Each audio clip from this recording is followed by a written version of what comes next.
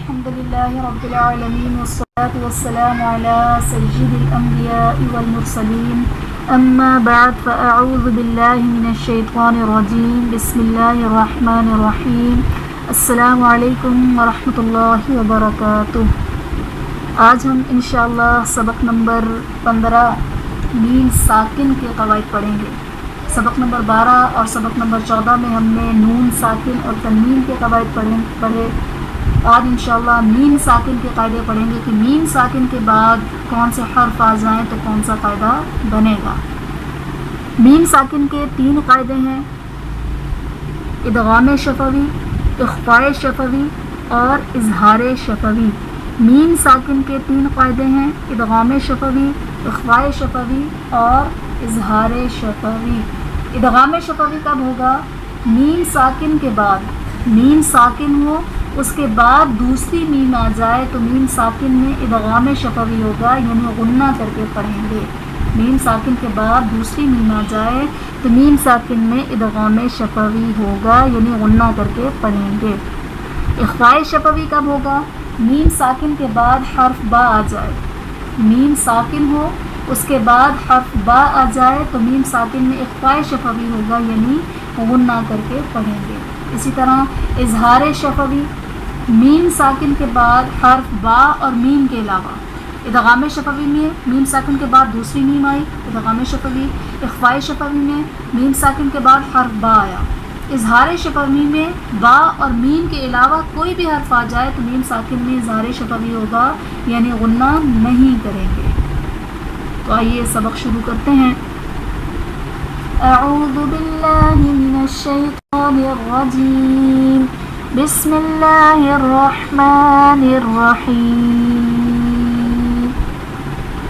انتم مظلمون۔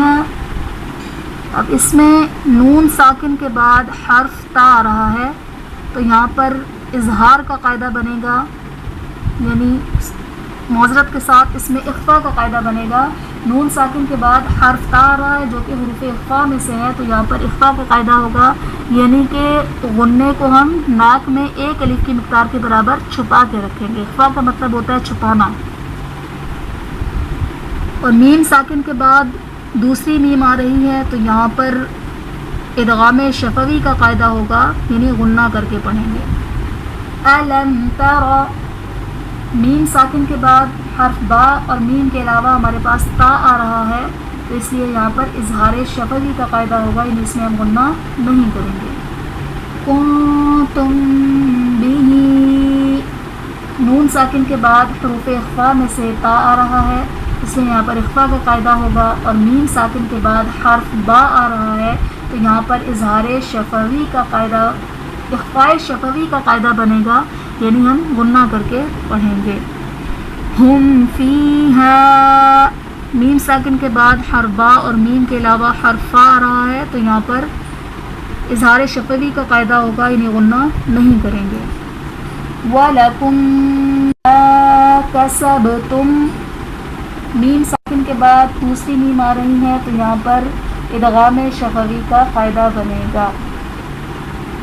وَالْأَمْرُ، میم ساکن کے بعد با اور میم کے علاوہ حرف ہے تو یہاں پر اظہار شفوی ہوگا، یعنی غنہ نہیں کریں گے۔ تأتیہم بآیۃ، تأتیہم میں حمزہ ساکنہ ہے اس لیے ہم جھٹکا دے کر پڑھیں گے، اور میم ساکن کے بعد حرف با آ رہا ہے تو یہاں پر اخفاء شفوی کا قاعدہ ہوگا، یعنی غنہ کر کے پڑھیں گے۔ بآیۃ میں حمزہ پر کھڑا زبر ہے جو کہ الف مدہ کے قائم مقام ہے، اس لیے اسے 1 الف یعنی 2 حرکات کے برابر کھینچ کر پڑھیں گے۔ امضا، میم ساکن کے بعد حرف با اور میم کے علاوہ حرف ہے تو یہاں پر اظہار شفوی کا قاعدہ بنے گا۔ آتیتکم من کتاب، حمزہ پر کھڑا زبر ہے جو کہ الف مدہ کے قائم مقام ہے، اس لیے اسے 1 الف یعنی 2 حرکات کے برابر کھینچ کر پڑھیں گے۔ تیتکم میں یا ساکن سے پہلے زبر ہے، یہاں پر یا لین کا قاعدہ بنے گا، اسے ہم نے بغیر کھینچے بغیر جھٹکا دیے نرمی سے معروف پڑھنا ہے۔ میم ساکن کے بعد دوسری میم آ رہی ہے تو یہاں پر ادغام شفوی کا قاعدہ بنے گا، یعنی غنہ کر کے پڑھیں گے۔ من کتاب میں نون ساکن کے بعد حروف اخفا میں سے کاف آ رہا ہے تو یہاں پر اخفا کریں گے یعنی غنہ کر کے پڑھیں گے. لم یلد علیکم بوکیل وأمطرنا فهم مقمحون لكم دينكم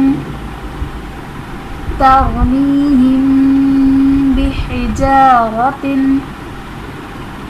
ألم نشرح وهم معرضون. میم ساکن کے بعد دوسری میم ہے تو یہاں پر ادغام شفوی کا قاعدہ ہے. بعد حرف مستعلیہ ہے پر پڑھیں گے. واو ساکن سے پہلے پیش ہے تو یہاں پر واو مدہ کا قاعدہ بنے گا یعنی ایک الف 2 حرکات کے برابر کھینچ کر پڑھیں گے. وَخَلَقْنَاكُمْ أَزْوَاجًا خا اور قاف حرف مستعلیہ ہیں اور قاف حرف قلقلہ میں سے ہے جو کہ ساکن ہے تو اس لیے یہاں پر ہم قلقلہ خوب ظاہر کریں گے. میم ساکن کے بعد حرف با اور میم کے علاوہ حمزہ آ رہا ہے تو یہاں پر اظہار شفوی کا قاعدہ ہوگا یعنی غنہ نہیں کریں گے. وَمَا هُمْ بِمُؤْمِنِينَ وَمَا هُمْ میں الف سے پہلے زبر ہے الف مدہ کا قاعدہ ہے.